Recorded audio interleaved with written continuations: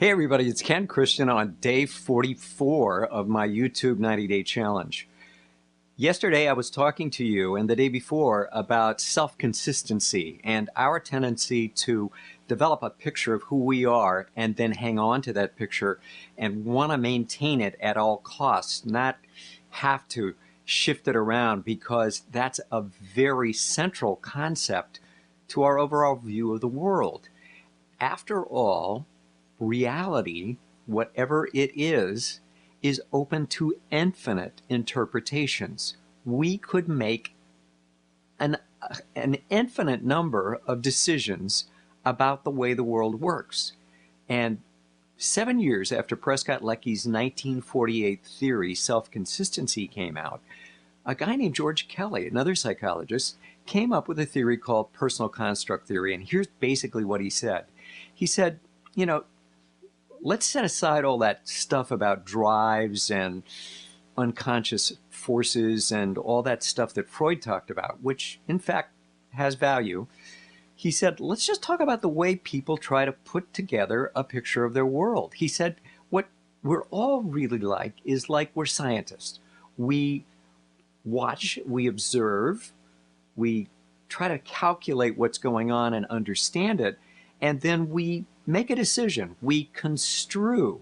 We take this and this and we say, this leads to this, that leads to that, or I'm like this, or she's not like me. And we start to make these differentiations, and we tend to do them in like isn't, two choice kind of things that are very much like the binary things that computers do with, it's either a 1 or a 0. All of that can sound a little complicated, but what he's really is saying is something simple. We are attempting to build a framework that will take care of this infinite quality of all the things that are impinging on us. And it's so, since we don't have a built-in map, so we can build a map to free our attention to watch for changes and things that are going on in our environment. We are built for novelty, but we build consistency by creating this picture of the way things are. And our idea of who we are is very central to that. So we don't want people messing with that too much, again, even if it's positive.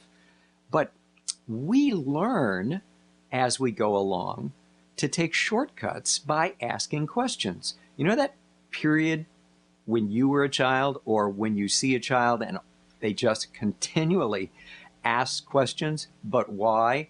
Why? Why does that happen? But why does it snow in the winter? What is weather? All those questions are their attempt to say, help me build my map. They are constructing a view of the world, and they're wanting to know basically how it works. Well, we do that, and we set that up, and then we make new decisions, just like scientists do, based on our theories. But we don't think they're theories. We don't think at all that they're beliefs. We actually see those beliefs as reality. The real, because we've learned it. We've heard it. We don't even remember now when we first heard it, but we heard it, we know it, and we've been operating on it for a long time. We're resistant to changing that because it is disruptive, and it means that we're going to have to pay attention again. And then we have one further limitation. We have a limitation of willpower about what we can activate in order to change things. Now, I'm going to continue with this discussion. Tomorrow is day 45. And since it's midway through my 90-day challenge, I'm going to stop this discussion, although it will inevitably leak into what we talk about tomorrow. But I'm going to be talking tomorrow about what it's like at the halfway point, because I'm going to propose to you that there's something very powerful about a 90-day challenge that's directly related to the topics we've been talking about for the last few sessions. Okay, look forward to talking to you tomorrow. This is day 43. I'll talk to you then.